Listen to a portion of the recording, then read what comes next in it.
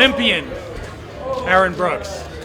Aaron, it seemed like, a really emotional ending to it. You were able to crack the code in David Taylor. One, how were you able to do that? And then two, what was said in the middle of the match? Well, first I'll start with what was said. I told him I love him.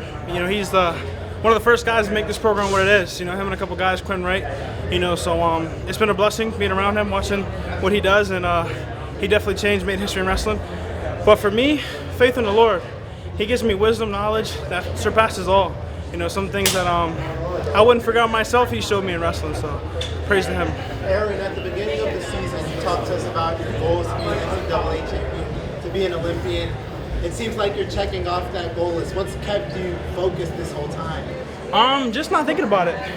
Just I wrestle right now, so trying to get better. This is where I'm at, so praise the Lord. Talk about doing this next year. Yeah, it's a blessing. Being able to sleep in my own bed, all these things, I think just taking in even more. My family's close, so it's just really cool. It's been a blessing. Did you go head to head at all with Taylor in training leading up to this? No, we didn't. I think just out of respect, right? We kind of both knew we had a chance at meeting. So, but yeah, like I said, iron sharpens iron. Seeing him in the room, him seeing me, I think, iron sharpens iron. So it's fresh, but you're going to Paris. Just initial thoughts. I saw some TikToks about Paris. They said it's not what it is, but we'll see. I don't know. Some reviews. Tactically, what was different between last time you wrestled that you were able to get it done this time? I think just wrestling. I remember after we wrestled at Final X, I was like, I don't have to underhook him to beat him. I think I got kind of caught up in that. I got to underhook him because that's how he lost before, right? So I'm like, all right, well, let me use my underhook. But God blessed me with a lot of skills, so just mixing those in there.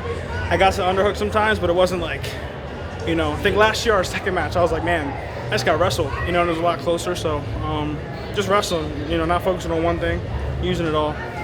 Micah Parsons is here. What's your relationship with him? Oh, it's my brother, man. He, I think I was 10 years old, but he came up and stayed at my house for a camp, and then we went to VAC, and he spent the night with my family and stuff for that weekend. So he's a cool dude, man. He's a beast too. You wrestled against him? Never, but he was just wrestling in the back room. He never stops. Aaron, Jaden Cox retired at this tournament, and I remember being at NCAAs. You guys had a heart-to-heart as well. Yeah. What's kind of the role model that he has presented, and that conversation at NCAAs that you guys had? He told me before this match, he was like, hey, you're riding off in the sun. Like, you're doing it for me. So, he retired. Jaden was a big help for me at the OTC, and he knows that, man. Every time I see Jaden, it's all love. He's a brother to me, and having him here and seeing him, helped me a lot. Even just seeing my brothers doing it with me, suffering with me when we're cutting weight, But Jaden, man, God bless him. Okay. Go ahead. How did that impact your first final? Was there any advantages to having it? I think there's advantages to both sides, right? Sitting out and then wrestling.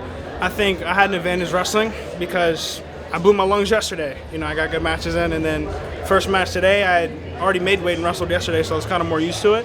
So I think I knew second match he was going to come out a lot more harder. He got that first lung blow. So but then you're sitting out, and your body's rested up. So it's pros and cons of both. I wouldn't pick one. Just wherever you're at, use what you got. So. Okay, guys, we're going to move down.